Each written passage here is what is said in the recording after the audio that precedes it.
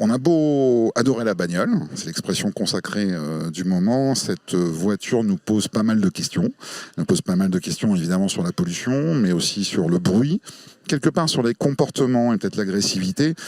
Et on a envie aujourd'hui de se poser peut-être une question un peu boutade, et si la mobilité décarbonée nous permettait d'adoucir les mœurs. Derrière, c'est aussi imaginer la ville de demain, et on va le voir avec nos invités.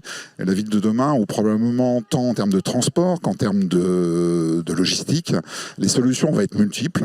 Et pour cela, on a voulu écouter et discuter avec deux acteurs qui sont directement en prise avec ces problématiques.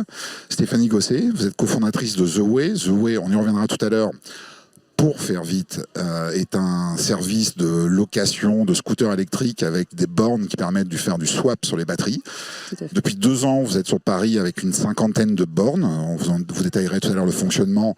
Et puis, depuis quelques mois, vous êtes à Bordeaux et ici même, à Nice. Le système est en train de se mettre en place et de se déployer.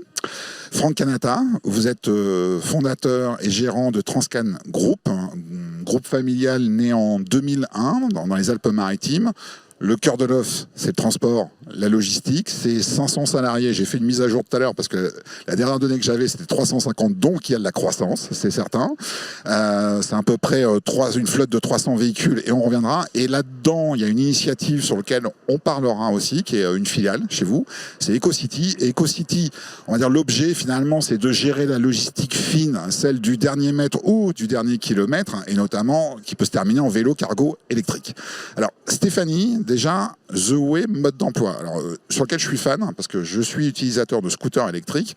Moi, quand je découvre votre offre, évidemment, la première, c'est de se dire l'écueil du scooter électrique, c'est le stress de la batterie, et c'est là-dessus que vous avez travaillé. Tout à fait. Ben, c'est vraiment ça qu'on adresse, en fait, en révolutionnant la mobilité urbaine, avec au cœur de l'innovation, une infrastructure d'échange de batteries qui va vous permettre une recharge instantanée. Donc, vous allez avoir votre scooter qui va être guidé vers la station la plus proche, où vous allez pouvoir ôter votre batterie vide, la mettre dans une case vide d'un espèce de grand frigo, une autre case va s'ouvrir et vous repartez avec une batterie pleine. Donc vous avez 50 secondes, vous faites votre recharge au lieu des 4 heures usuelles. Des 4 ou 5 heures pour recharger une batterie. Pour récupérer 40 km d'autonomie. Donc on lève vraiment le frein principal en fait du scooter électrique, à savoir le temps de recharge, mais aussi la contrainte de l'autonomie finalement, puisqu'avec cette infrastructure, ce réseau de stations d'échange, vous allez avoir une batterie pleine qui vous attend à moins de 2 km où que vous soyez dans la ville.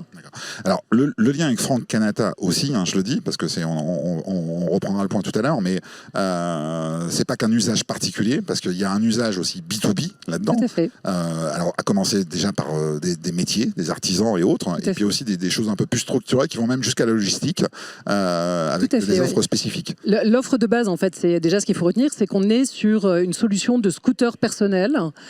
Donc c'est vraiment votre scooter. Donc il y a le confort du scooter personnel. Donc c'est valable pour tous les gens qui vont avoir tous les actifs, un trajet domicile-travail, et d'autres qui vont avoir effectivement une utilisation un petit peu plus intensive, agents immobiliers ou autres, mais aussi les flottes de SAV, et bien entendu sur le dernier kilomètre, le scooter qui se recharge en 50 secondes peut être intéressant, mais on a ouvert également la recharge instantanée à d'autres véhicules, du vélo cargo jusqu'à la mini-voiture. Donc on discute avec des constructeurs, et notre premier véhicule dit Powered by the Way, finalement, donc qui intègre notre batterie, c'est une carriole qui est vraiment pertinente pour la livraison du dernier kilomètre, puisque vous allez pouvoir transporter 350 kilos en ville avec un vélo, donc une cyclo-logistique vraiment optimisée.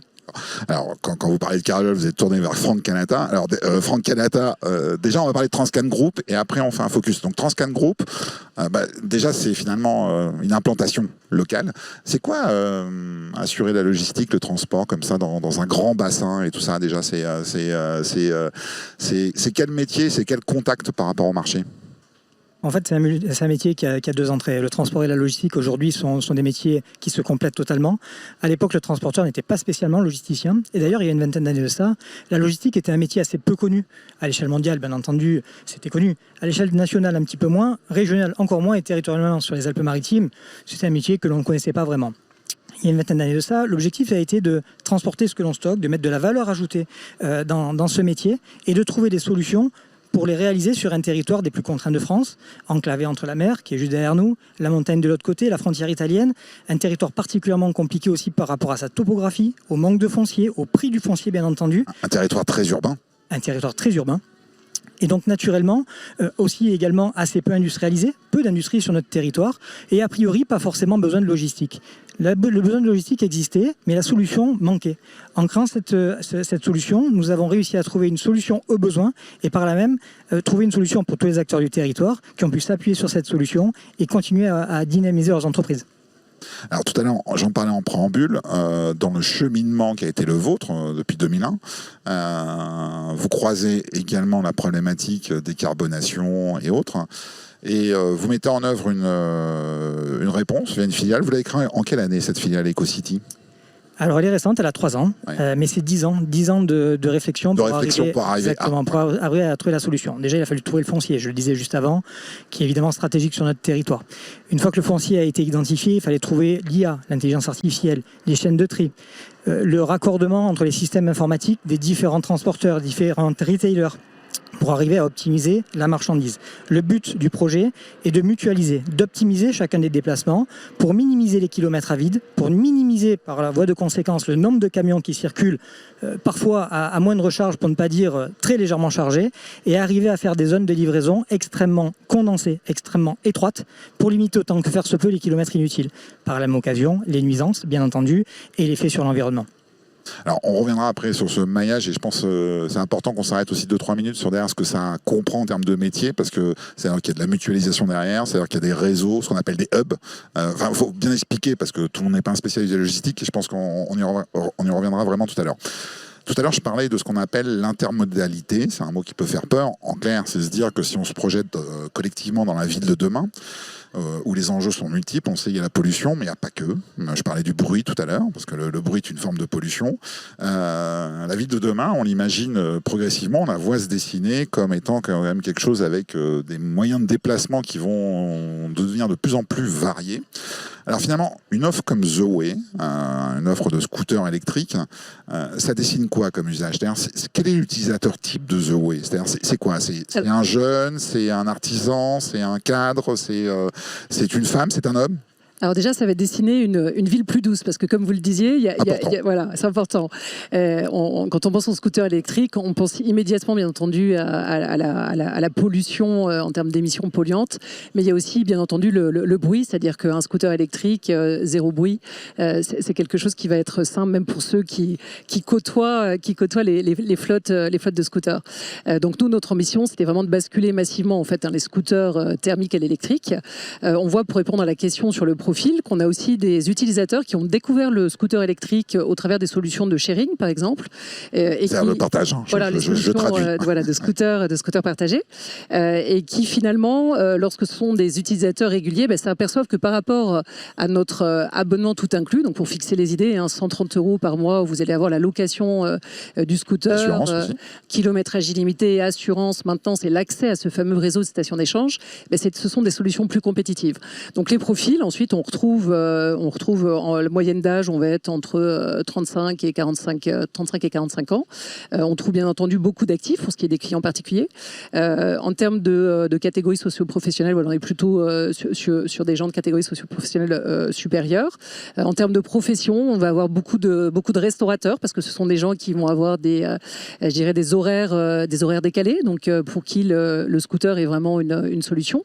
Les flottes de SAV, les interventions aussi d'urgence sont une cible, et globalement en fait tous ceux qui sont à la recherche d'un moyen de mobilité finalement fluide et propre, puisqu'avec le swap de batterie, ce nouveau geste mobilité finalement, dont on reste tous déjà sur notre smartphone. Mais écoutez, venez le vivre, vous l'avez en image sur le site theway.com, et puis là vous pouvez le vivre, mais c'est vraiment au-delà du pitch marketing qui est de dire ça se fait en 50 secondes, ça se fait véritablement d'un geste, et donc finalement on vous recrée la même fluidité que celle que vous avez arriver en thermique, mais avec ces notions et ces qualités, si je puis dire, de non-pollution, zéro CO2, zéro émission polluante et zéro bruit. Donc une mobilité douce qui fait sens en termes de fluidité et qui est compétitive. C'est-à-dire que je pense que ce qui est important, que ce soit pour les particuliers ou les professionnels, c'est de donner des solutions qui à la fois répondent aux usages, donc soient crédibles d'un point de vue utilisation, mais soient aussi accessibles en termes de prix. Et là, en l'occurrence, on a packagé ces solutions pour qu'elles soient compétitives. D'accord. Majoritairement, est-ce que les gens qui viennent vers vous sont des gens qui étaient déjà en 2 roues thermiques ou peu importe, ou est-ce que là-dedans vous allez, pour reprendre une autre image issue de l'immobilier, vous avez des primo-accédants aussi qui se mettent aux 2 roues avec Zoé? Alors c'est ce que je disais, il y a en quelque sorte, il y a des primo-accédants indirects, on va dire. C'est-à-dire qu'il y a à peu près 30% de gens qui viennent effectivement du scooter thermique. Il y en a à peu près la même proportion qui viennent des solutions en partage, donc qui ont découvert en fait le scooter grâce à l'électrique.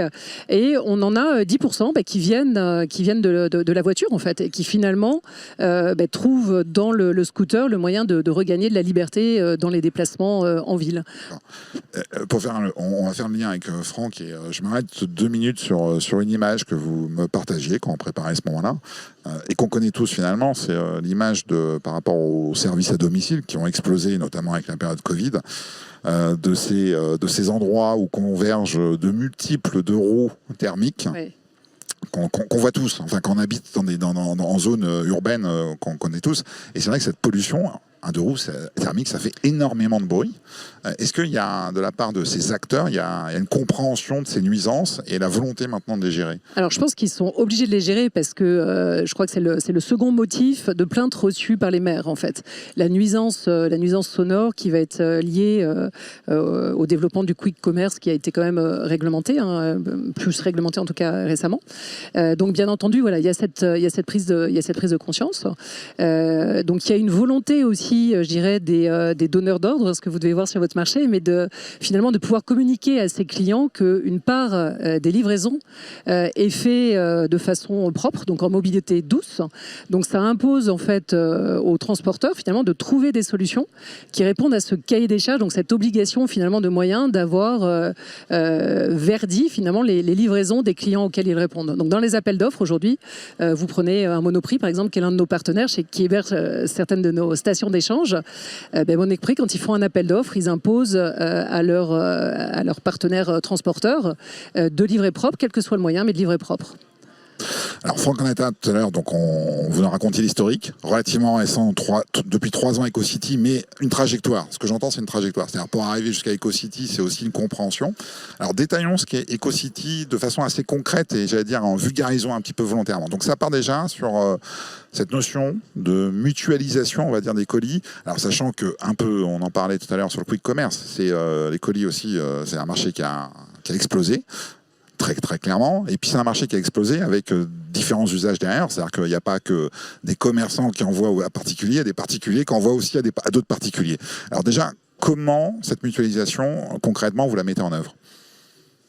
Nous la mettons en œuvre en réceptionnant l'entièreté de la marchandise sur un hub de proximité de centre-ville qui va permettre d'être trié. On va trier la marchandise. On va constituer 6000 colis traités par heure, 200 tournées en simultané qui vont nous permettre soit de créer des tournées qui vont être livrées directement, notamment sur nos collines, en véhicules décarbonés de type fourgon, soit d'acheminer la marchandise en hypercentre dans nos hubs de centre-ville, et depuis ces hubs de centre-ville, de livrer non pas le dernier kilomètre, mais le dernier mètre, à l'aide de vélos à assistance électrique, des triporteurs bien souvent, qui embarquent des caisses de près de 2 mètres cubes. 2 mètres cubes, c'est quand même équivalent à un tout petit utilitaire de type Kangoo par exemple, qui permet du coup d'avoir une quantité de marchandises relativement importante à livrer et une capacité jusqu'à 350 kg de charge, ce qui nous permet d'arriver à répondre à l'entièreté des besoins de livraison de petits colis en centre-ville, dans une zone extrêmement dense, extrêmement étroite, et de limiter évidemment les kilomètres inutiles. Ces hubs là, enfin ce maillage aujourd'hui, on est à Nice là, c'est combien? Vous avez combien de hubs pour faire ce maillage? Aujourd'hui, c'est 4 hubs en hypercentre, un 5e qui va arriver très prochainement, début d'année prochaine, pour desservir des quartiers. On essaye de se mettre au plus proche du quartier, au plus proche des destinataires de marchandises, mais également au plus proche des expéditeurs, parce que notre solution ne se limite pas au flux entrant, le flux in, pour employer notre expression, mais également au flux sortant. Cette solution permet aux commerçants de proximité, aux commerçants qui n'ont pas forcément les outils pour aller s'ouvrir à l'international, au national ou même à d'autres départements, voire même à notre ville, que d'arriver à avoir une solution leur permettant d'expédier leurs marchandises de façon propre, décarbonée et mutualisée. Alors, quand vous mettez en place EcoCity il y a 3 ans, ok, il y a l'expertise.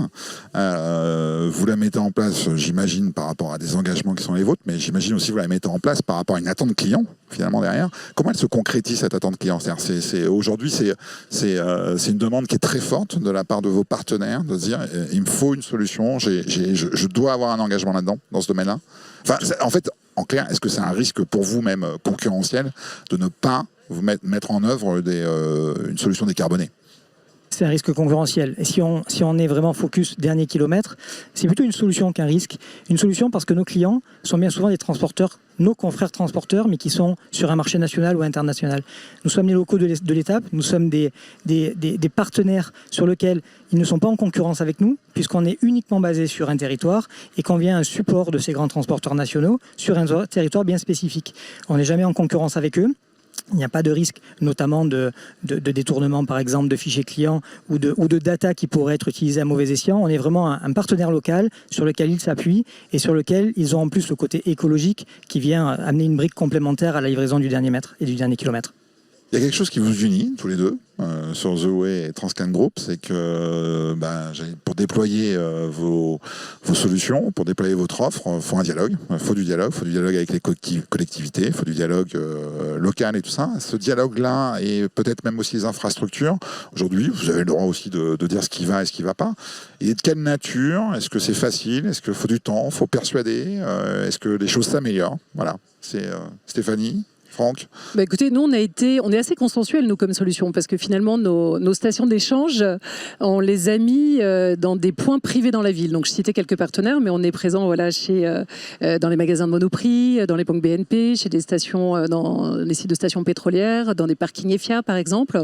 Donc, finalement, on n'occupe pas d'espace public et on en libère même, puisqu'on verticalise, finalement, la recharge des scooters électriques qui ne vont pas prendre de la place dans l'espace public pendant que les scooters sont arrêtés s'ils étaient finalement rechargés suivant un mode classique. Donc par contre, notre enjeu, nous, c'est la notoriété, c'est se faire connaître et c'est pour ça qu'on est présent également ici.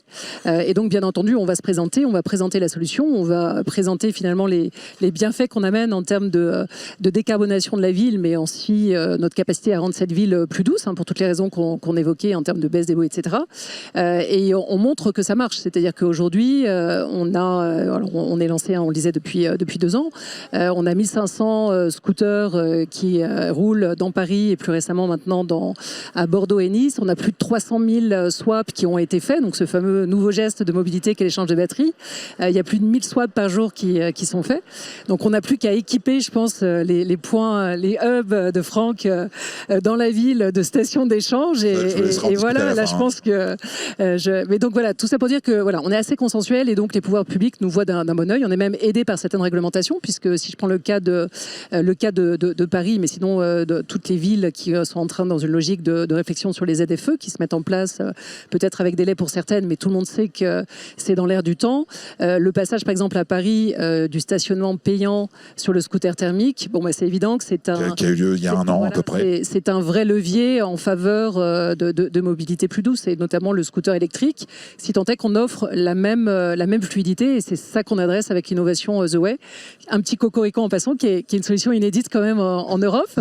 Donc voilà, on peut peut-être se féliciter pour ça. Du coup, j'imagine que vous avez des envies européennes aussi. Exactement. Okay.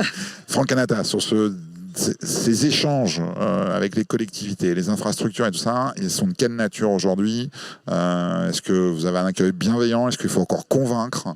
Est-ce qu'il y a des choses à améliorer à votre sens? L'accueil bienveillant, c'est une certitude. Les priorités, c'est le foncier nous concernant. Il faut être au bon endroit pour arriver à avoir un hub idéalement positionné. Et ça, c'est une bataille. C'est vraiment une vraie bataille. D'accord. C'est une bataille de la disponibilité, c'est une bataille du prix. C'est une bataille encore plus importante quand on est sur un territoire comme les Alpes-Maritimes où le foncier est extrêmement rare et cher. Et il faut être absolument au bon endroit, autrement c'est pas efficient. Ça manque d'efficience si on n'est pas au bon endroit. Bien entendu, la collectivité est très à l'écoute, nous conseille lorsqu'ils le peuvent. Le deuxième sujet, c'est les pistes cyclables. Sur Nice, on a un avantage certain. Monsieur le maire a largement déployé des pistes cyclables sur la ville de Nice, continue à le faire d'ailleurs. Et c'est un avantage pour nous, c'est quelque chose de déterminant. s'il n'y a pas les pistes cyclables en nombre et en espace suffisant, l'idée est beaucoup moins performante. Sur la ville de Nice, on a vraiment des infrastructures qui permettent cette livraison du dernier mètre, du dernier kilomètre en vélo à assistance électrique. Et même dans les endroits les plus restreints, notamment la vieille ville, on livre aujourd'hui aussi à pied. Ça s'appelle un walker dans notre jargon, et ça se développe de plus en plus parce que même le vélo par endroit, c'est compliqué. On est allé jusque-là aujourd'hui. Et ce qui est intéressant, enfin, ce qui me semble intéressant dans ce que vous partagez, c'est qu'on peut avoir une vision en tant que citoyen de la piste cyclable qui permet à des gens de faire le choix de basculer en vélo pour faire des trajets pour maison, travail et autres. Mais c'est finalement aussi la piste cyclable, ça déverrouille d'autres choses, et ça déverrouille même aussi des solutions logistiques. C'est-à-dire, c'est pas une vision juste, j'allais dire, politique de déployer des pistes cyclables. C'est derrière vous et d'autres acteurs, vous pouvez mettre en place des solutions importantes. C'est même indispensable. Si on utilise les voies publiques, ça manque d'efficacité. On va être aussi dans les bouchons. On va pas pouvoir se faufiler avec des véhicules de notre taille, des vélos de notre taille dans la circulation, et donc l'efficacité est amoindrie. La présence de pistes cyclables est absolument indispensable pour que la solution soit performante. Alors, on va casser un petit peu notre côté bisounours, mais dans ces solutions d'intermodalité, mobilité, c'est qu'on voit que j'en parlais au début de cette émission, on va vers des logiques de cohabitation. Et dans cette cohabitation, tous les essais ne sont pas fructueux. On a un contre-exemple collectif, en tout cas vu de Paris, c'est la trottinette électrique, mais vu de beaucoup d'endroits, je pense très sincèrement en France, c'est-à-dire qui a été banni de Paris tout récemment, cet été, à la fin de l'été. Et finalement, est-ce que c'est une leçon aussi à retenir? C'est-à-dire, c'est pas parce qu'on met en place des solutions décarbonées que tout va bien et tout va mieux. C'est-à-dire qu'il y a aussi peut-être des codes de partage, mais pas au sens sharing, là, à inventer, à mettre en place dans ce que va dessiner la circulation et la logistique de demain dans un monde très urbain. Bon, on l'a évoqué, mais je pense que quand on parle de mobilité, on parle en fait d'infrastructure aussi. Donc Exactement. on parle de partage de la route ou des routes. Donc il faut qu'il y ait des règles. Et c'est vrai que quand on se déplace, il est assez normal qu'il y ait une réglementation pour que la cohabitation entre ces nouvelles mobilités et avec entre guillemets les anciennes et qui aujourd'hui ont encore leur raison d'être, hein, puisque il faut répondre à tous les usages, puissent cohabiter sainement. Mais est-ce que vous êtes surprise de ce qui est arrivé autour de la trottinette finalement? Oui, non? Alors moi, à titre personnel, non, parce que je vois qu'il y a toute une population d'utilisateurs pas forcément aguerris aux règles élémentaires du code de la route qui utilisent ce type de moyens de locomotion, parfois en rentrant de soirée, etc. Donc des cibles un petit peu jeunes, on va dire, et qui du coup peut poser questionnement. Ensuite, ça ne veut pas dire qu'on n'aurait pas pu l'encadrer mieux pour que ça puisse être un succès. Il reste de toute façon des trottinettes en utilisation individuelle. Oui, donc de toute façon, voilà. Mais on peut penser de gens plus responsables. Et je dirais qu'avec le vélo, c'est pareil. C'est-à-dire que le scooter, finalement, on a une plaque d'immatriculation. Donc quelque part, on a aussi cette historique de respect du code de la route, en fait, tout simplement. Sur les nouvelles mobilités, on a des gens qui parfois prennent un vélo et qui oublient parfois cette réglementation. Donc c'est plus de la formation et de la pédagogie pour que tout le monde puisse circuler en intégrité, si je puis dire, et que ça se passe bien. Ouais. Et j'insiste sur quelque chose que vous partagez rapidement tout à l'heure, hein, c'est que, et en cela, le scooter électrique, je ne dis pas que c'est la meilleure solution, mais une solution intéressante, c'est-à-dire qu'on a un usage qui se raccroche au code de la route. C'est-à-dire que être en scooter électrique, c'est pas être dans un usage qui est hors code de la route. Ça veut pas dire que personne ne se situe en dehors du code de la route dans l'absolu, mais en tout cas, finalement, on reste dans un usage très régulé dans les pratiques de conduite, contrairement à la trottinette électrique. Vous êtes immatriculé, donc vous êtes responsabilisé et vous êtes responsable de vos actes. Il y a une assurance, donc vous êtes aussi responsable de l'impact que vous pouvez avoir sur l'autre. Et ça, c'est aussi dans l'esprit malgré tout français aussi. Notre solution, comme j'insistais sur ça, mais c'est un scooter personnel, donc il y a aussi une responsabilisation sur votre stationnement. Contrairement au sharing. Voilà, parce que c'est vous qui allez prendre la prune, entre guillemets.